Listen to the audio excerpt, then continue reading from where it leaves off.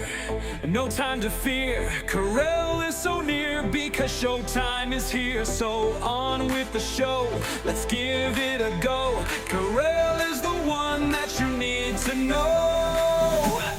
Now it's showtime.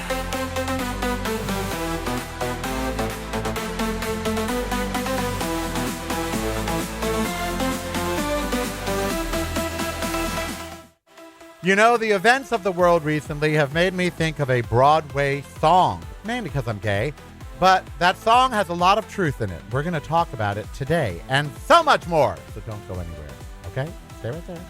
Don't move. Now it's showtime. Good morning. It is the Carell Show, and I am Carell, and I'm so very glad you are joining me on this whirlwind cavalcade of a show. You know, there's some really wretched things going on in the world today. And I have to tell you that, to me, some of them really could be summed up by a Broadway song. And I'm not making that up. There's a song that came into my head yesterday as I watched the horrible, horrible hate crime unfold in San Diego at the Islamic Center. And you know what it was? Here, let's see. Alexa, play Barbra Streisand, Children Will Listen. It was this song right here.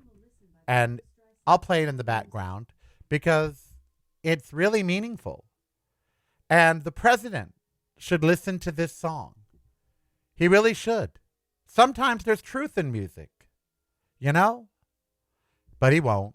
He won't listen. But he should. What do you say to your child whose night? Nothing's all black, but then nothing's all white. Hello? How do you tell them it'll all be all right when you know it might not be true? What do? Well, you be careful. That's what you do. You're careful. Careful the things you say. Children will listen. Careful the things you do, children can see and learn. Amen. Children may not obey, but children will listen. Hey, children will look to you for which way to turn and learn what to be. Careful before you say, listen to me. Children will listen.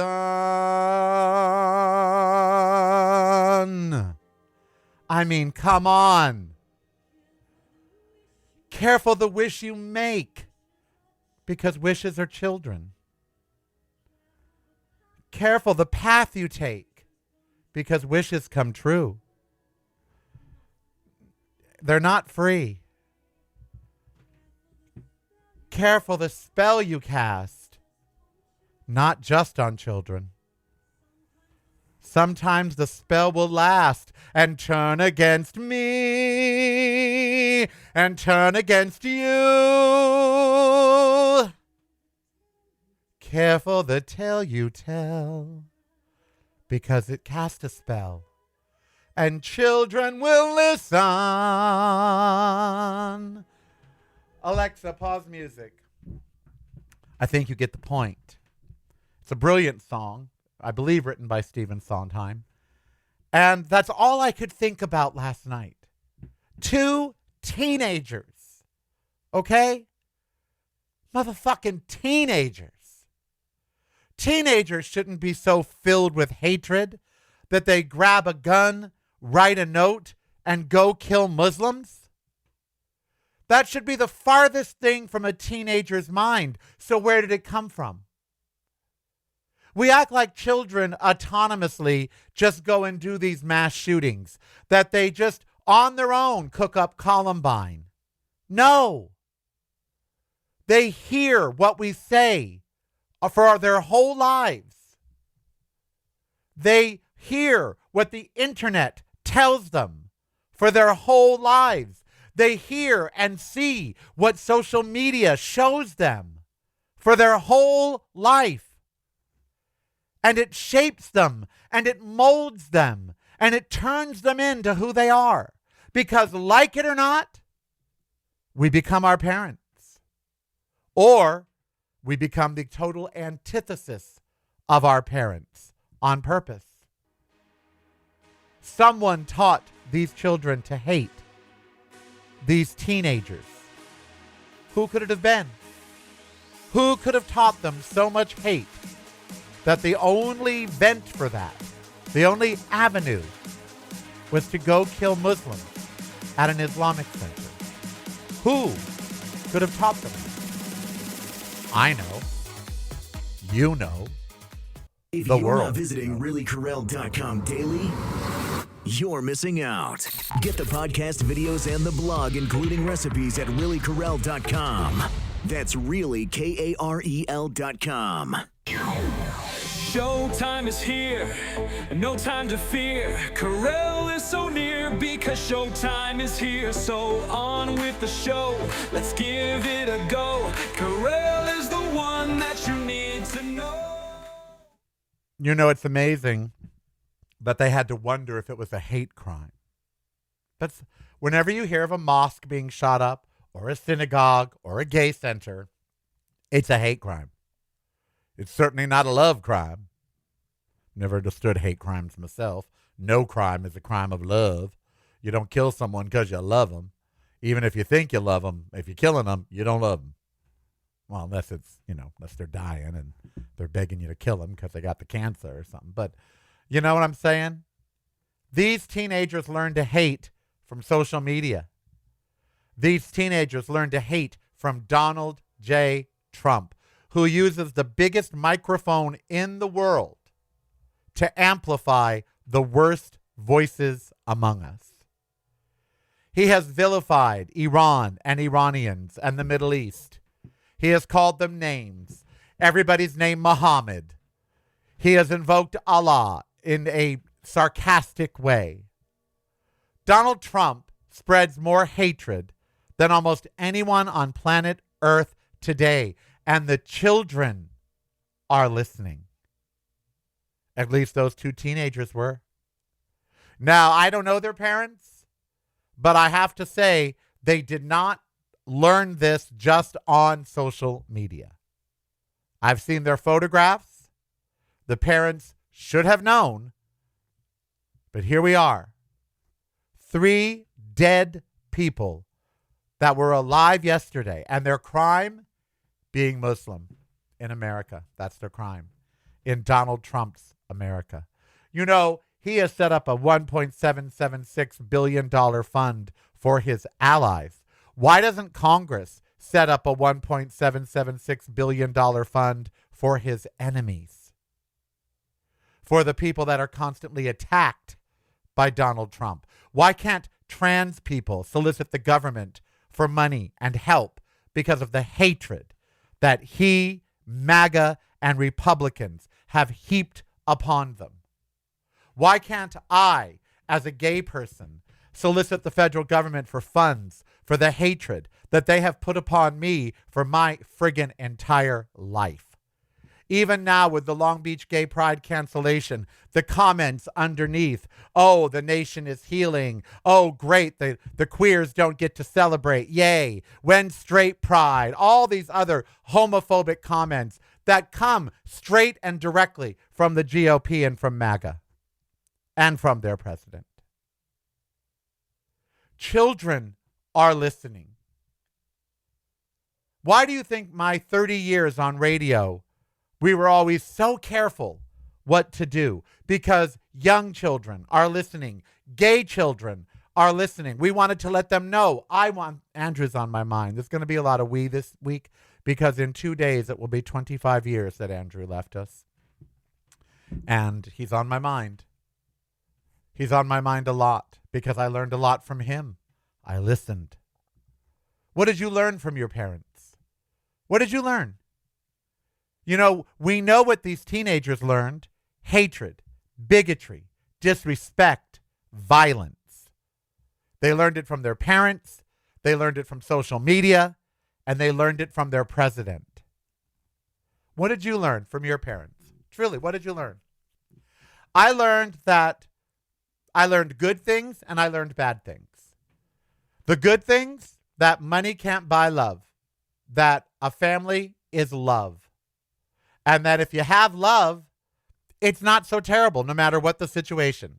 It can be made better with a hug, a kiss, a smile, a joke. I learned about humor. My mother was humorous at the most inopportune times, and that's where I learned it. I learned to speak up from my mother. She was 4'9" and handicapped, and at a time when it was okay to make fun of people like that, she stood up at 4'9" to anybody. Why do you think I am the way that I am, where I will get in anybody's face about anything? Because my mother did. I learned about acceptance because my mother was handicapped. My father was sick a lot of his life. I learned about health and healing and how when someone is sick, you take care of them. That's what you do, no matter what. My parents prepared me for AIDS and the AIDS generation because I went from handicapped parents that always needed special care to friends that needed the same. So for me, wasn't a big transition. I learned about honesty and integrity and that you don't lie even if it's convenient. I learned that happiness is something that you can create. It's not something given to you. No one hands you happiness. You have to create it, no matter your situation, no matter how poor you are or if you're homeless, whatever, you have to create your own joy. Those are the good things I learned from my parents. What are some of the things, as we know what these kids in San Diego learned from social media and from their friends and possibly from their parents? What did you learn from your parents? Leave your comments down below at youtube.com/reallycarell. If you're a patron, hi, I love you. Where were you for the patron chat? 5 of you showed up. There's 80 patrons. Where were the other 75 of you? Come on, kids. But I love you anyway at patreon.com/reallycarell. Leave your comments. What did you learn from your parents? What did you learn from your friends? Children will listen. You listened. What did you hear? What did you learn? Because today's kids, they're learning violence, hatred, division. They're learning anger. They're learning to attack their enemies because that's what Donald Trump does and gets away with it. They're learning that you can say anything to anybody without repercussions thanks to social media. And they're going to unlearn that one day when they try to say that shit to someone in person and they end up getting hit, beaten, or shot. They learned about racism and homophobia, transphobia. They learned dominion over a woman because now we don't let them have abortions. What are the children today hearing and learning? What are they hearing on television? Idolize the wealthy, vilify the poor. What did you learn? I learned bad things from my parents too. I did. Not everything I learned from my parents was the greatest thing. You know, it's true. My dad was bisexual. I found that out later in life. He confided in me once I came out as gay. And I learned through the years that he had had affairs on my mom, not relationships. I guess affair is the wrong word. He had sex, gay sex, throughout the years without my mom knowing, including in public bathrooms in the 70s, which was dangerous, and he got arrested. And I had to keep that from my mom. I had to go bail him out. And that taught me a bad thing. It taught me that if you're not getting what you want at home, that you will go looking for it somewhere else. And that partners sometimes hide very big secrets from their other partner. So that made me insecure in every relationship I've ever been in. Because what did I learn growing up? That Dad wasn't getting everything he needed at home, and sometimes he went out and got it somewhere else. So that taught me insecurity. That taught me to be leery and to ask too many questions. It made Andrew's life hell, actually, and any lover I've had since then. I'd like to think now I'm over it and grown through it and everything, but I learned that from my parents. But I also learned that you stay together no matter what, because they did. Oh, they fought often, but they stayed together. And they stayed together because under it all was a love where they would each die for it. My father loved my mother completely. Just because he was bisexual does not mean that he did not love my mother completely. He did. He did. But every couple times a year, there were urges that I guess he couldn't fight. I wish that my father could have lived openly. He couldn't. I learned that sometimes you have to keep secrets. And I hated that. I hated that he kept that secret from me and from my mom. And then once he told me the secret, I hated that I couldn't tell my mom. And I can only say this now on air because she's dead. I could never tell anyone until 23 years ago when my mother passed, because it would have killed her. She would have felt not enough. And those feelings got transferred to me. We learn from our parents. We learn from our elders. We learn from how they speak and what they say. My mother fought for equality for everybody. Black people, brown people, gay people, everybody. She didn't let anybody get mistreated at all. And that little 4'9" woman, Rose Marie Tremblay-Boulet, would get in people's faces. Racist people. She was born in the 30s. In the 50s, my mother was out there supporting black people, supporting gay people, supporting anyone that was a minority. Because to her, as a disabled woman, you shouldn't discriminate. My mother also taught me you do what you need to do to put food on the table. Dad couldn't work often because he was handicapped, even more than Mom was. Mom could walk and all of that. Sometimes Dad was sick in bed for weeks. So Mom did what she did at 4'9" to put food on the table. If she had to beg, she begged. If she had to grab us and go to St. Vincent de Paul or the VFW or the American Legion, she humbled herself, she swallowed her pride, and she did it. If she had to hold 2 jobs, an office job and then sell Tupperware, she did.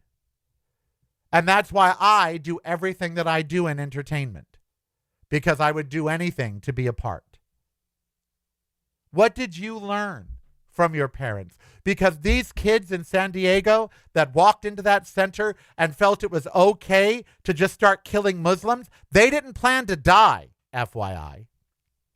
I know they say there's a suicide note, but no, you don't bring several guns and all the things that they brought if you plan on dying. And where do teenagers learn Islamophobia?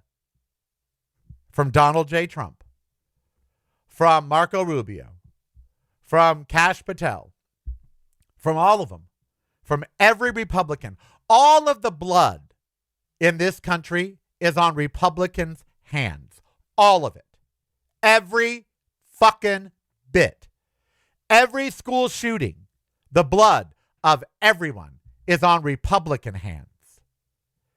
Every hate crime, all of it. They are the party of hatred. That's who they are. And they are the party of firearms. They love their guns more than they love people. They've made that very, very clear. So the party of hatred, MAGA, the Republican Party, has taught America's children that violence is an answer. That going after your enemies. Look at Donald Trump. He is setting up a $1.7 billion fund, $65,000 an hour for the rest of his term. He has set that fund up. Why? To protect his allies, who he feels have been unjustly attacked. But meanwhile, he is the number one person to unjustly attack others. Ask Comey. Ask Marjorie Taylor Greene. Ask Kristi Noem.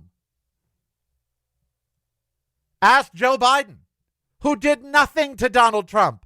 Joe Biden did nothing to Donald Trump except legally win an election.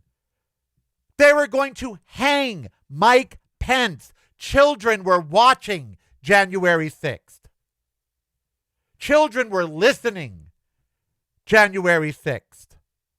Children were watching on 9/11 and afterwards as George Bush vilified Muslims. Children are listening. And now they have a megaphone. They have a megaphone that is social media. And it amplifies the hatred 20-fold. And it goes into their doom scroll. And that's all they see, because once you start watching one thing, the algorithm feeds you more of it. You watch one hateful video, it's going to feed you more.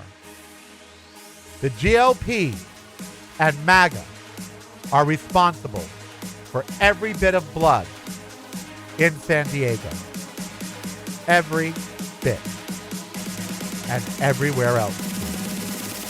They should own it.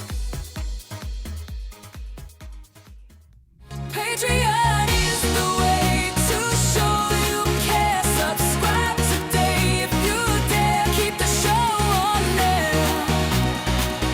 Patreon is the way. Now it's showtime. Thanks for proving my point about hate. Poor example of a human in the chat room who just said that I'm a disgusting waste of human resources and the internet. Thanks for proving what I already just said, that conservatives and Donald Trump supporters are the most hateful human beings on the planet. And they are breeding other hateful human beings by them being out in public and saying what they say. There could be someone young in my chat room right now, and they see this guy typing this comment who suffers no repercussions whatsoever. So go, be hateful, criticize people you don't even know, that you've never heard before, that you know nothing about. Tear them down. Call them names. Go ahead. Look at the society you've created. And it's all Republicans. It has been my entire life. The Democrats are not the party of hatred. It is the Republicans. And they do it all in the name of their God. The most hateful invention on the planet, religion. Oh, if they took the Bible on its face, and if they did what their God actually intended them to do, not judge people, not criticize people, love thy neighbor as you love thyself, turn the other cheek. You know, if they behaved in a Christian fashion, then Christianity and religion wouldn't be so harmful. But possibly the most hateful, divisive, harmful thing on the planet is Donald Trump, followed closely by religion. And look what we get. We get two teenagers walking into a mosque in San Diego and killing people. Not because Democrats told. You didn't see Gavin Newsom telling them to do that. You didn't see Pete Buttigieg saying anything that would cause them to do that. You've never heard Nancy Pelosi say anything or Joe Biden say anything that would cause them to go do that.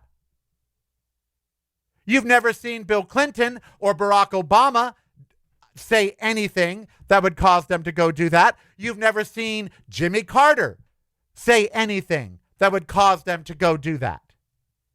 But you certainly have seen Ronald Reagan say it, George Bush Sr. and Jr., Donald Trump twice.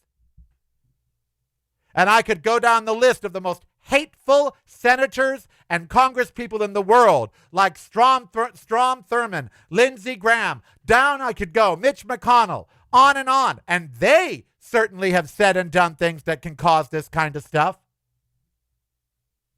Facts are facts. Truth is truth. Own it.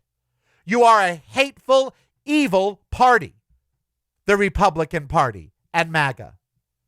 And the blood of Americans are on their hands every day, and they do nothing.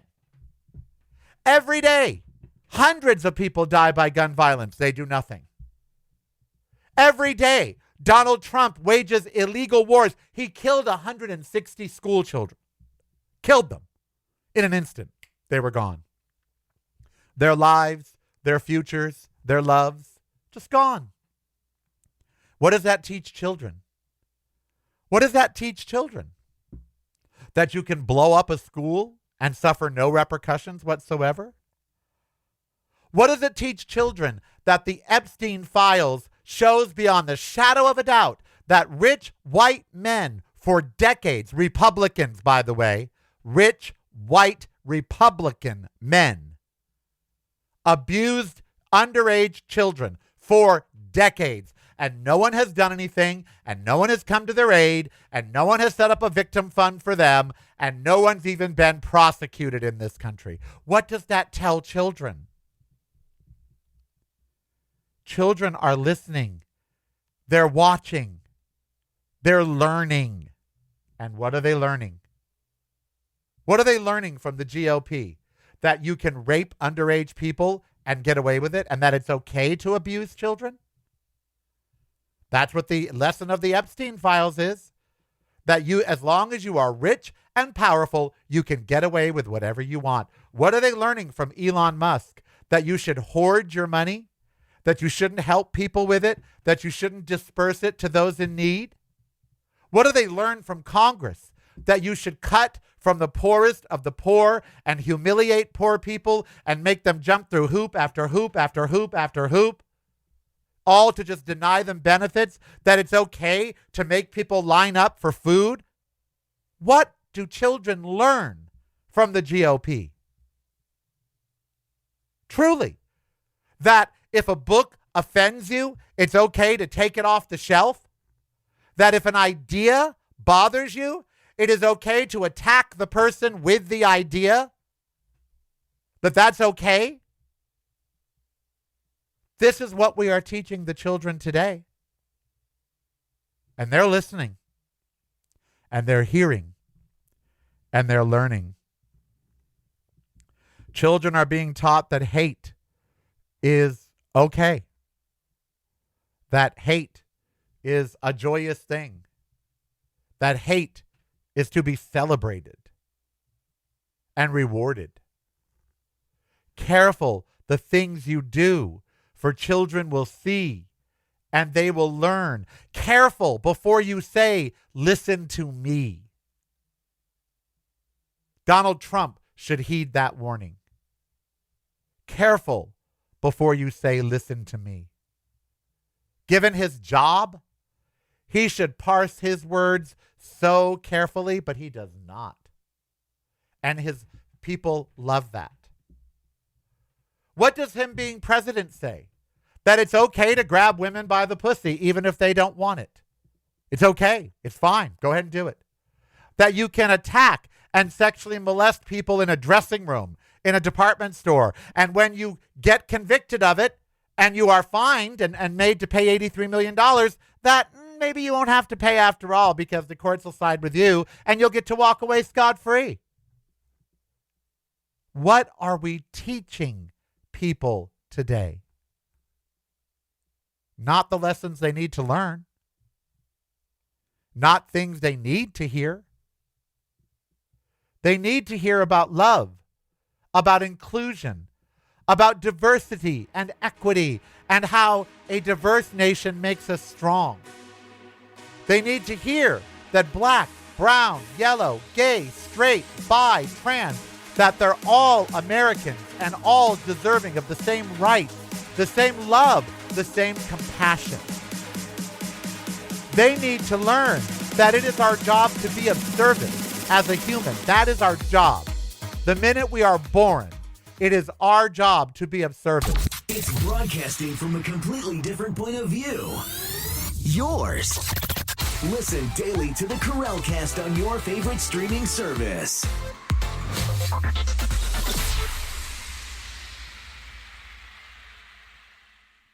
You're listening to the Corralcast, driving you home or driving you crazy.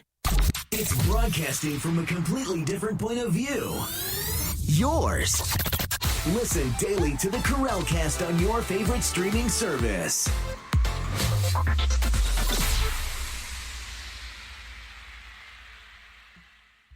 You're listening to the Corralcast, driving you home or driving you crazy. Now it's your time.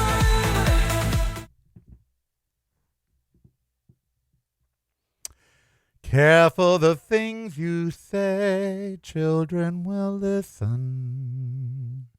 It's a theme for today, isn't it? What do we tell children? That it's okay to reward the rich and make the poor suffer. And a lot of them are their parents. You know? It's a sad, sad state of affairs because children are going to grow up and be like these two in San Diego. Hate speech is treated like entertainment. You know? Islamophobia, homophobia, transphobia, racism. People dismiss it like just opinion. So that's just an opinion. Until violence happens. Then everyone is all, oh, how did this happen? Why did this happen? It happened because you condone it with your actions and with your words. You know? And no one has normalized division and cruelty more than Donald Trump. Immigrants, gay people, Muslims, political enemies. His message spreads out far beyond his rallies. And children are listening. And sometimes they act. It's sad. It's sad. And how do we get them to listen to the right things? I don't even know if that's a winnable battle. I don't. Because with social media, you know, someone posted something on my social media and I reported it to Instagram, which will, you know, not let you post. You can't say to someone that's MAGA that they're an idiot. Okay? And they'll take your comment out. I reported this pumpkin sand 1149. Pumpkin _ SAND 1149. I reported this comment. Are you ready? Here is a comment this person left for me. Race traitor faggot. Once you die, your genetics will be gone and the subhumans will take over because of white men like you. Please just kill yourself. You're an embarrassment. I reported that comment to Instagram. And do you know what Instagram did after 2 days?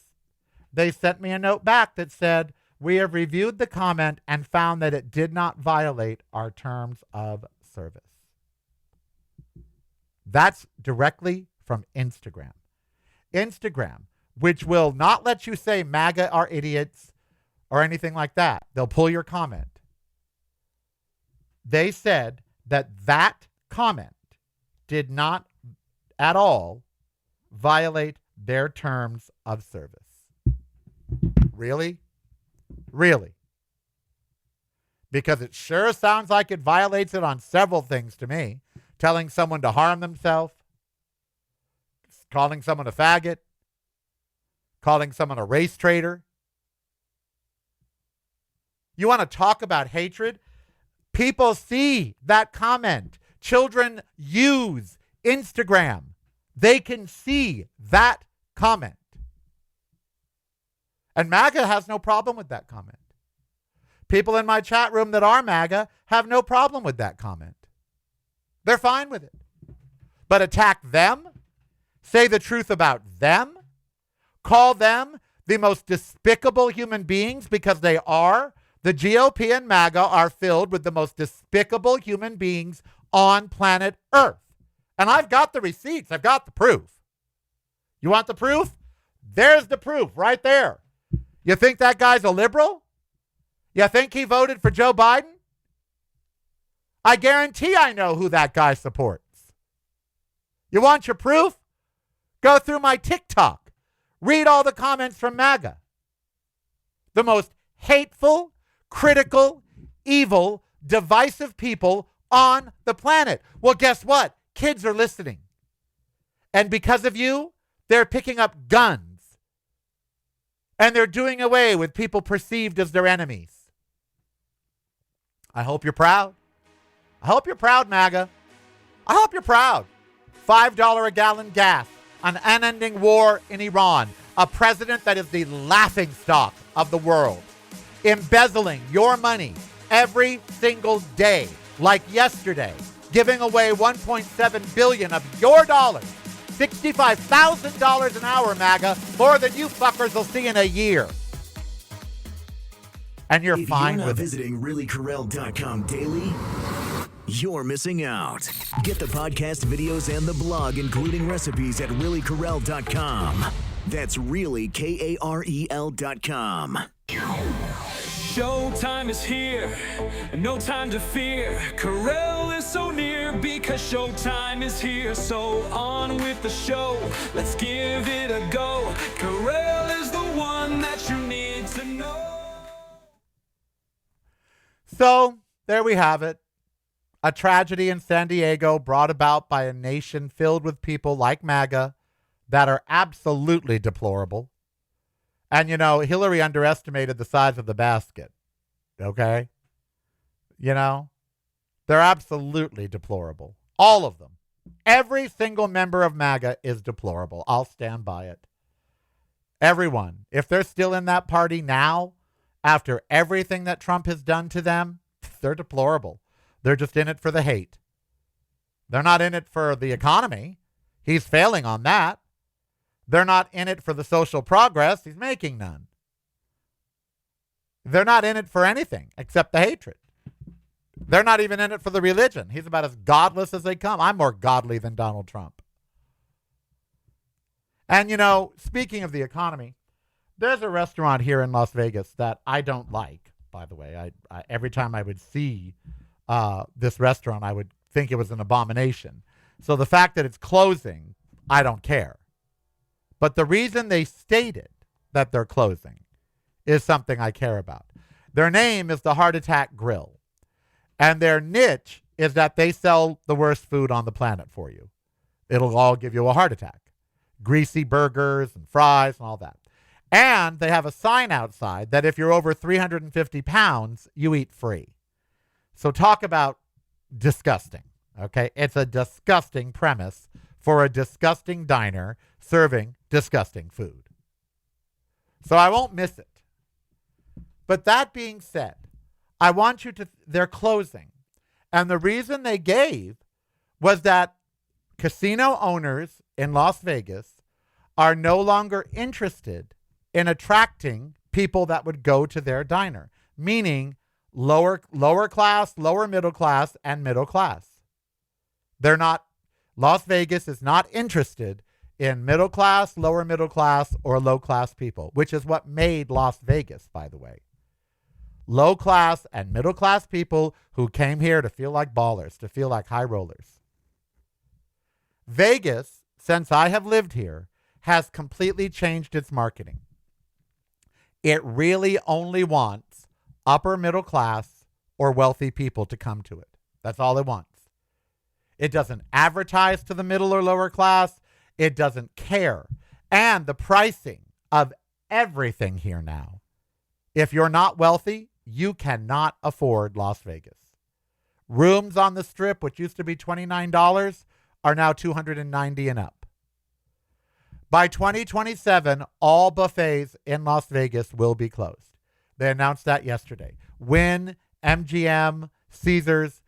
Caesars said they're going to keep their big buffet open, their $100 buffet. But other than that, they're closing all the buffets in Las Vegas. All of them. They're all closing. MGM, which owns 7 properties, has said all of theirs will be closed by 2027. Gone are the $5 meals. Now they're $50. And I'm not making that up.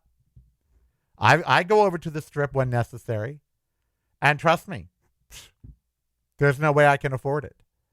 I haven't seen one music show here in Las Vegas, not because of Ember, because she could go, but because they're just too expensive. And they don't service media here in Las Vegas. In LA, I could go to any show I wanted for free because I'm media. And I'd be reviewing it and talking about it and writing about it and all that. Here in Vegas, they don't do that. They don't care about media at all. High rollers, yeah, they go free. But media, no. Nope. So I don't go. I would have loved to have seen Adele, but I wasn't going to sit in the very back row for $400. I would love to go see Ed Sheeran when he comes here. I love Ed Sheeran. But I've already looked at the prices. The cheapest ticket, $300.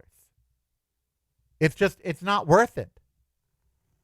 You know, I'll watch his videos. I'll watch Instagram and people will post from the concert. I just don't have that to spend. We're going to Ferraro's on Thursday night for a party for Steve's. One of his workers is retiring. And I love Ferraro's, but the only time I can go to Ferraro's is when I go with Steve and they have gift cards.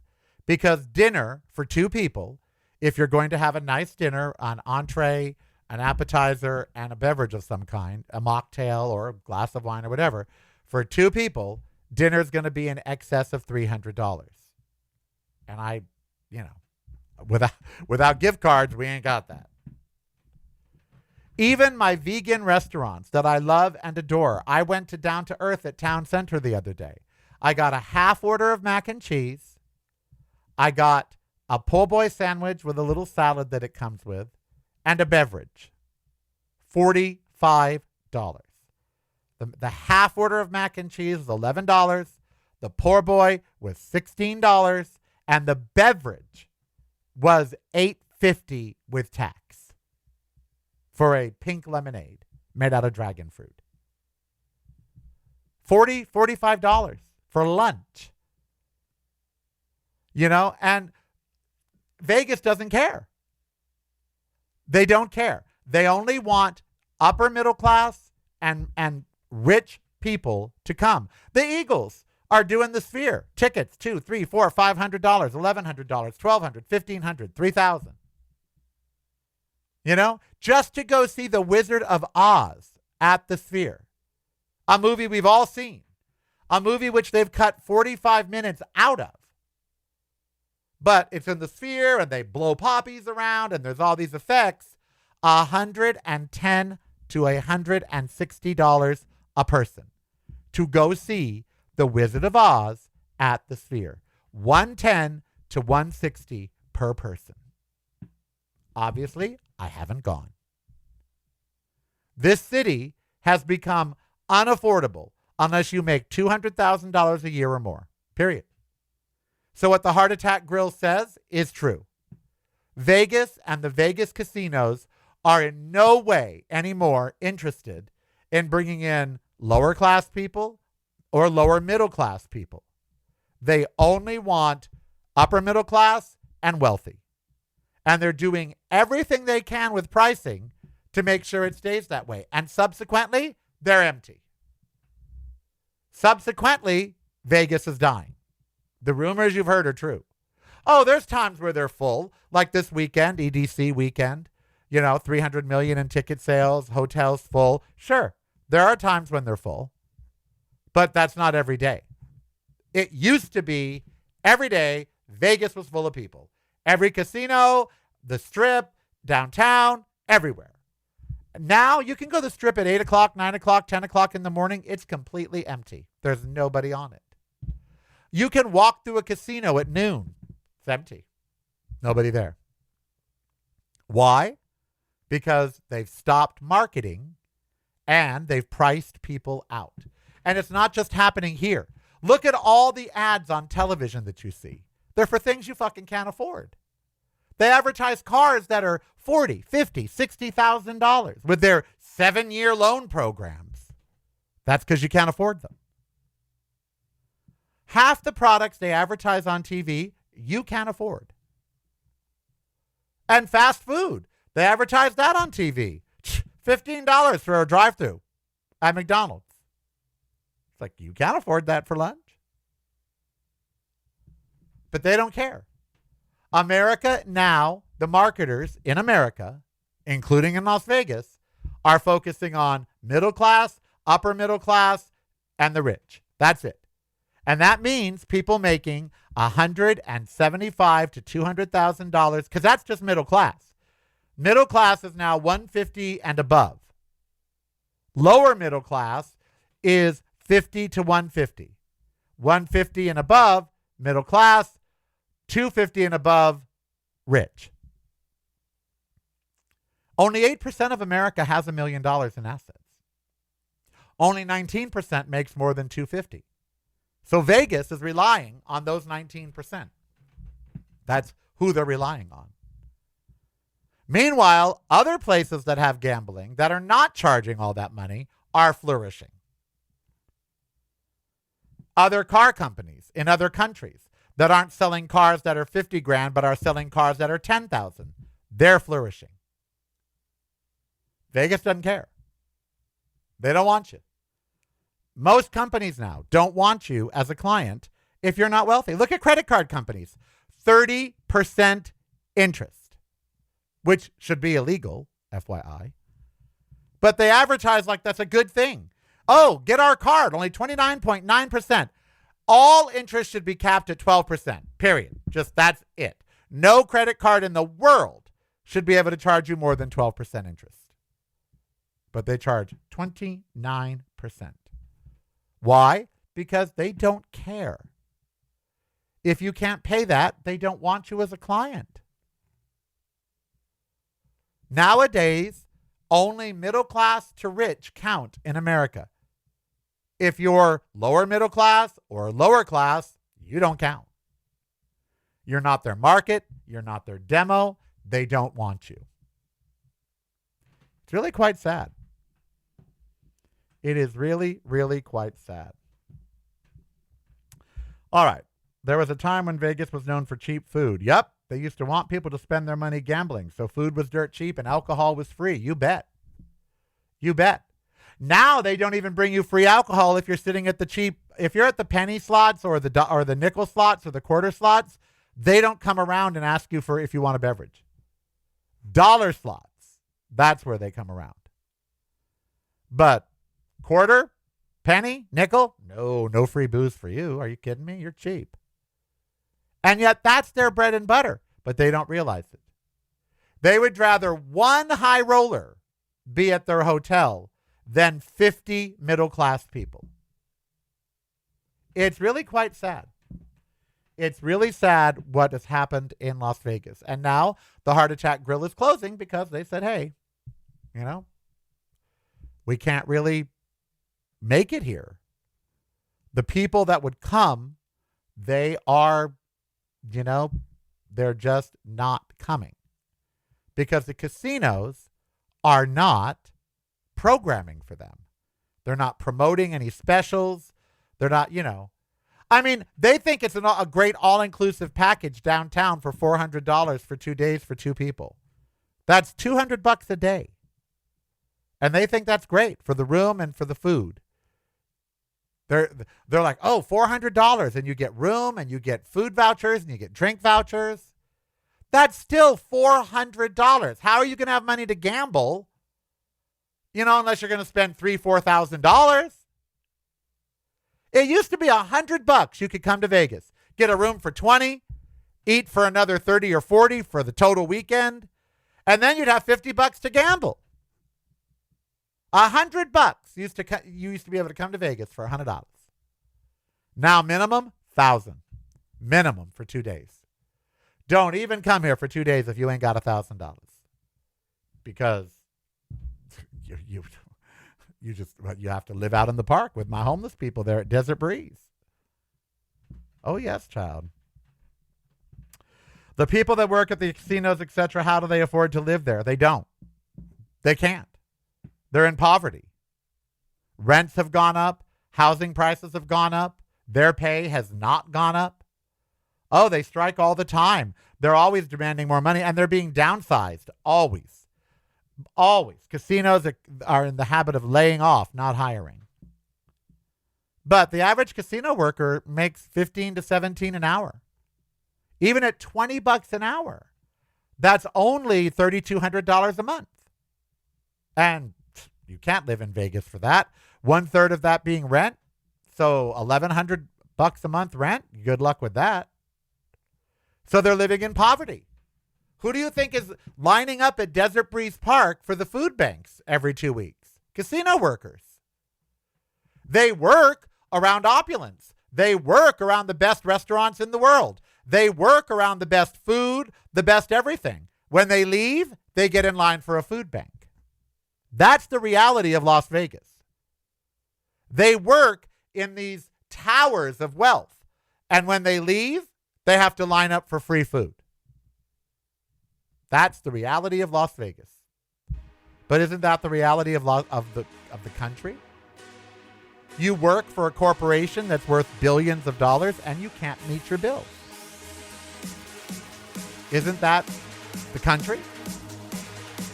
One thing comes along like $5 gas and suddenly everybody is crippled. That's America, is it not? So Vegas is just following the American trend. That's what Vegas is doing. Patreon is the way to show you care. Subscribe today if you dare. Keep the show on there.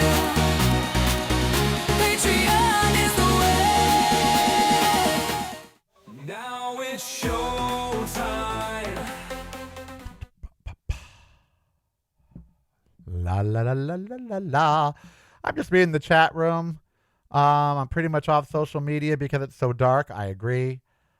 Feels like there are con enough to hide behind these hateful statements as being some sort of sick humor. Yeah, whatever. How can maggots love Jesus and Trump at the same time? They can't. Hate kept me warm and alive all the years I was homeless and alone, I'm sure. Hopefully you're okay now, Colonel Angus. Yes, I guess he's doing okay. He's in my chat room. Let's see what else. What else are they saying? Oh, who's talking about a Sony A7? I want a Sony A7. I do. You all can buy it for me for my birthday or Christmas if you like. Corell, I made over $30 an hour when I door dashed in Oregon, not counting tips. $5 gas is no biggie. Yeah, right. Yeah, right. If everyone could make $30 an hour doing DoorDash, everybody would be doing DoorDash. So either you worked, 50 hours a day, or you were in a rich area of Oregon. You're someplace where the people tipped well and where they ordered from a lot of restaurants. No one I know anymore is using DoorDash. How many of you use DoorDash or Uber Eats or any of that now? Because you order the overpriced food from the restaurant and your bill is, let's say, $45. By the time the fees and tip and everything, it's now $75. And I'm not making that up. I stopped using DoorDash and Uber Eats when I realized I was paying double for my order.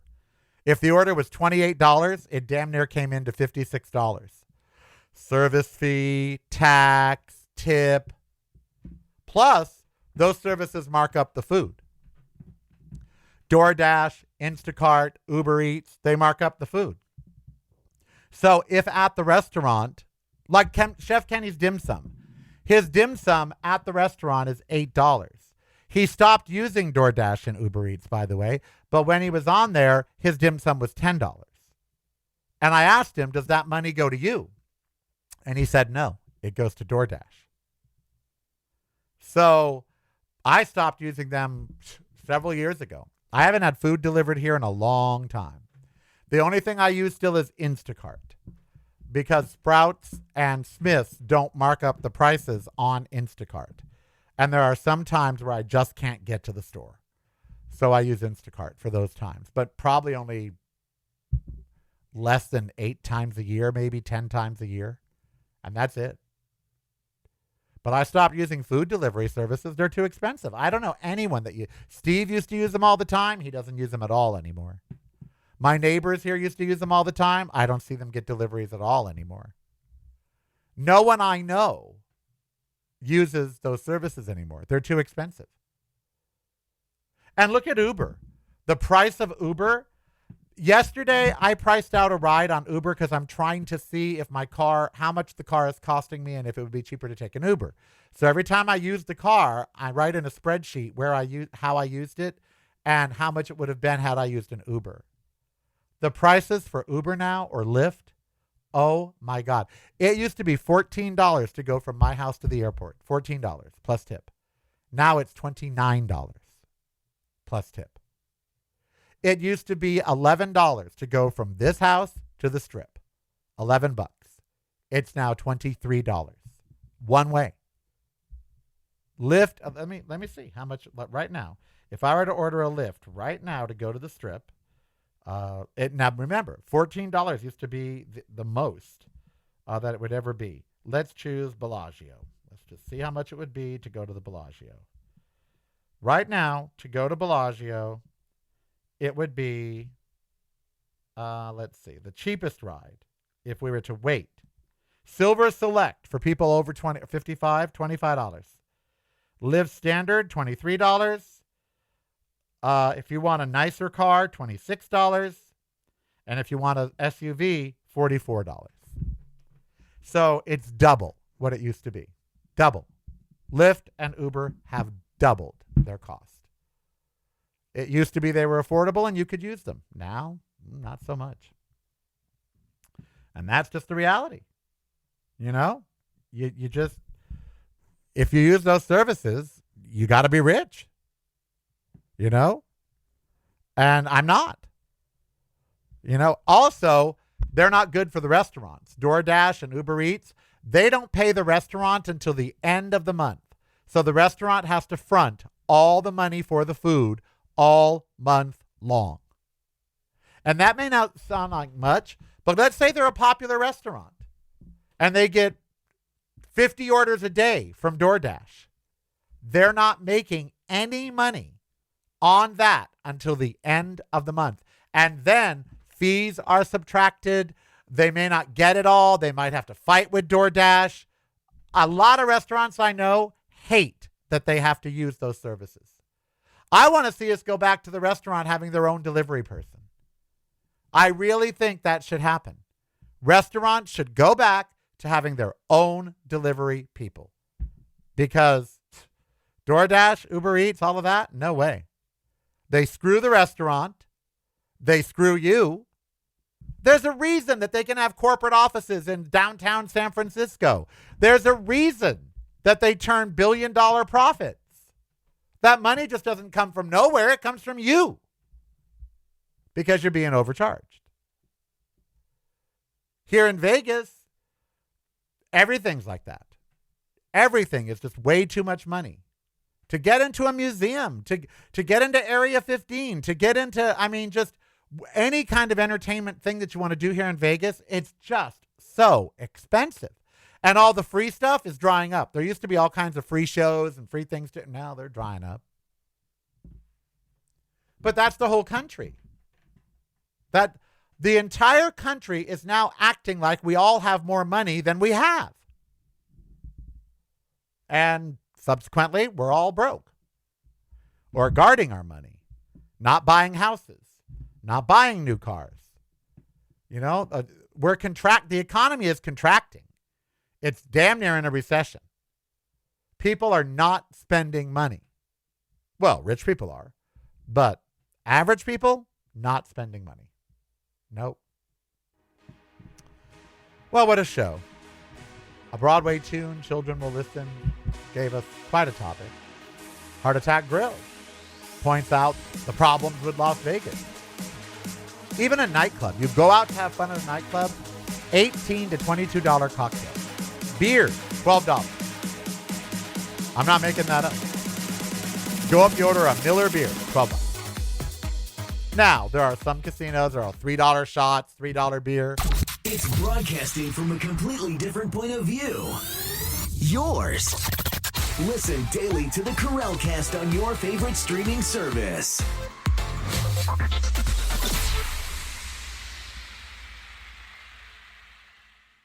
You're listening to the Corralcast. Driving you home or driving you crazy. It's broadcasting from a completely different point of view.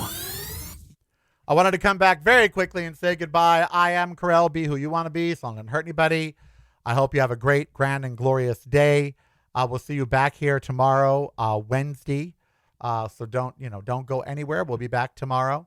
Until then, stay safe. Engage online. Corral Official on Instagram. Leave your comments down below on the video. What did you learn from your parents? I'd love to hear what you have to say about that. Until tomorrow, stay safe, and me and Ember will see